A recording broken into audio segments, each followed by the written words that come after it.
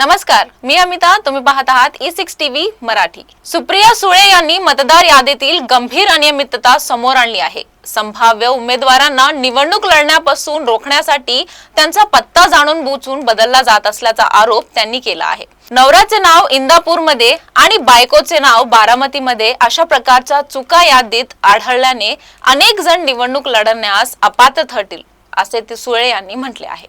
सुप्रिया सुळे यांनी मतदार यादीतील गंभीर अनियमितता समोर आणली आहे. संभाव्य उमेदवारांना निवडणूक लढण्यापासून रोखण्यासाठी त्यांचा पत्ता जाणून बुजून बदलला जात असल्याचा आरोप देखील त्यांनी केला आहे. नवऱ्याचे नाव इंदापूरमध्ये आणि बायकोचे नाव बारामतीमध्ये अशा प्रकारच्या चुका यादीत आढळल्याने अनेक जण निवडणूक लढण्यास अपात्र ठरतील, असे सुळे यांनी म्हटले आहे. राष्ट्रवादीचे पिंपरी चिंचवड युवक अध्यक्ष इम्रान शेख आणि त्यांच्या कुटुंबियाचे उदाहरण सुळे यांनी दिले.